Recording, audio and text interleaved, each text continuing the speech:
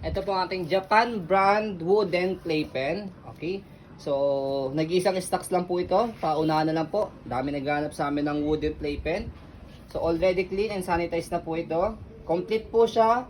Wala siyang missing part. So, ito po yung details po niya, one by one. Okay? So, perfect square po siya. So, sukatin muna natin by centimeter. Sa loob.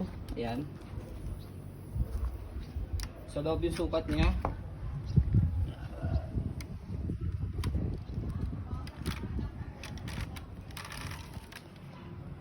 150 centimeter. Ayan. Hapa sa kalapad. Perfect square naman po siya. Yung taas naman po niya, ayan.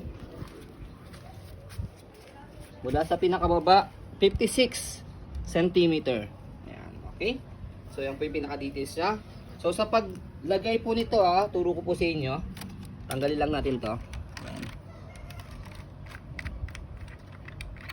So, eto sa ilalim. Ayan, tapos ito sa ibabaw. Ayan. Tapos, i-roll nyo lang siya dyan. Hindi siya maiikot ng anak nyo. Ang daming Yes. ano.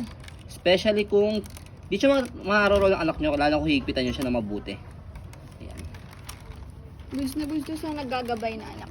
Yes. Yung gusto nang tumayo. Saka sturdy siya. Ayan.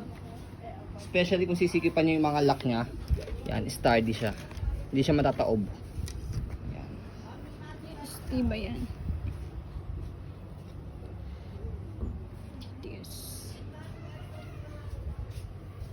Ang ganda pa ng kulay ng paint. Hindi siya yung dugyot na Malinis. pagkaka-paint. Malinis pa.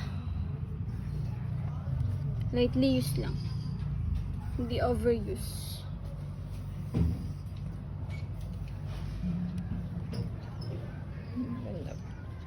Wala rin siyang pen marks.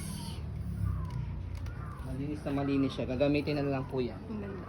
So ayan po, as you can see, very details po kami sa ayan pong pag-video kasi amin siya policy, no refund, no exchange, what you see is what you get. So ayan po, maraming salamat. Have a nice day and God bless po.